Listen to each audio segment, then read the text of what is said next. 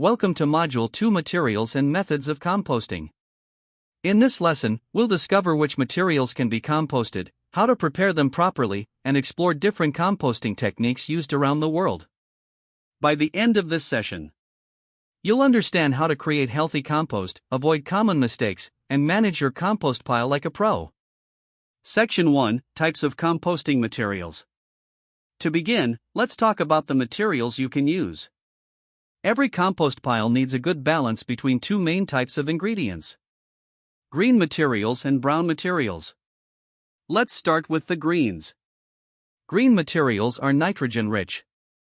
They include items like fruit and vegetable scraps, freshly cut grass, green leaves, coffee grounds, and animal manure.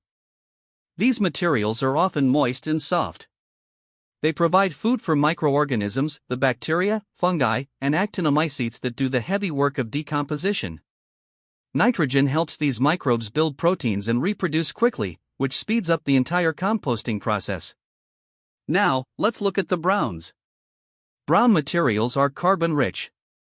They include dry leaves, straw, sawdust, wood shavings, shredded paper, and even cardboard. These materials are usually dry and tough. They supply energy to the microbes and keep the compost pile loose and airy, allowing oxygen to move through. A simple way to remember it is: greens feed the microbes, while browns give them the energy and structure they need to thrive.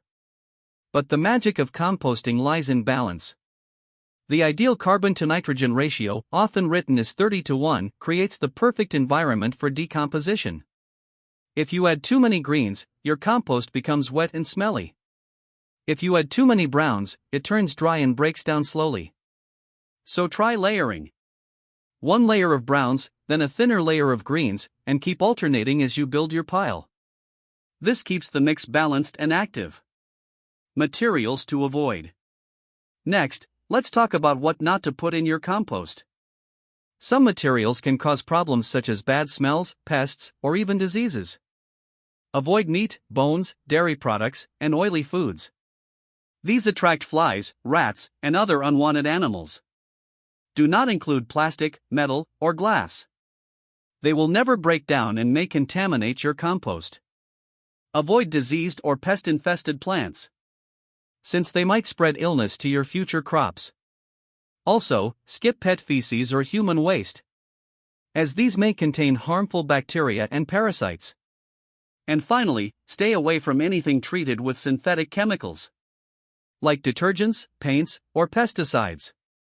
Such substances can kill the beneficial microbes that make composting possible. When in doubt, remember this rule: if it came from a plant or animal and is free of chemicals, it's probably safe to compost. Common composting methods. Now that you know what goes in and what stays out, let's explore 3 common methods of composting. First, aerobic composting. This is the most common method used in home gardens. It requires oxygen, so the compost pile must be turned or mixed regularly. Aerobic composting works fast. You can get finished compost in as little as 2 to 3 months.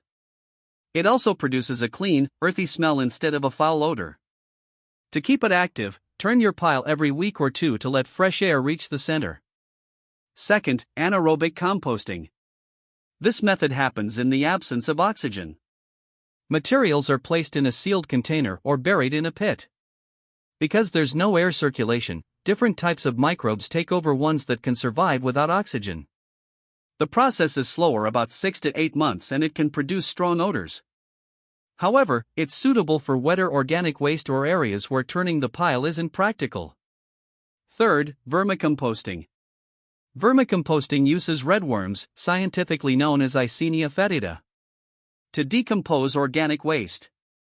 These worms feed on fruit and vegetable scraps, and their waste, called worm castings, is one of the richest organic fertilizers available. Vermicomposting is perfect for small-scale or indoor setups. It's clean, efficient, and educational, a great method for classrooms or urban homes. Whichever method you choose, the goal is the same: to recycle waste and return nutrients back to the soil. Section 4: Conditions for effective composting. Now let's look at what conditions make composting successful. There are 4 main factors: Temperature, moisture, oxygen, and size. Temperature.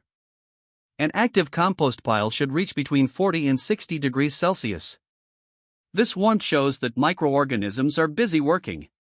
If the pile becomes cool, it may need more greens or moisture. Moisture. Your compost should feel like a damp sponge. Moist but not dripping wet. If it's too dry, sprinkle water. If it's too wet, add dry leaves or shredded paper. Oxygen. Turning or mixing the pile brings in air, which the microbes need to breathe. Turn it every 1 to 2 weeks. To keep decomposition fast and odor-free. Size. A compost pile about 1 meter by 1 meter by 1 meter. Holds heat and moisture well. If it's too small, it cools down too quickly. If it's too large, oxygen may not reach the center. By managing these 4 factors, you help create the perfect environment for billions of microorganisms to do their job. Here's how to make compost step by step. Step 1. Prepare a compost bin or select a compost area. Step 2. Add a layer of brown materials at the base. Step 3. Add a layer of green materials on top. Step 4. Sprinkle a little soil or finished compost to introduce beneficial microbes. Step 5. Add water to maintain the right moisture. Step 6. Turn the pile weekly to let oxygen circulate. And Step 7. Observe the temperature and moisture regularly to keep the compost healthy and active. In this module, you learned about composting materials, which items to avoid, the different composting methods, and the key conditions for effective composting. You also discovered the step-by-step process of making compost. Before moving on, don't forget to complete the assessment to test your knowledge and understanding of Module 2. See you in the next module where we'll learn how to maintain and harvest your compost. And as always, happy composting!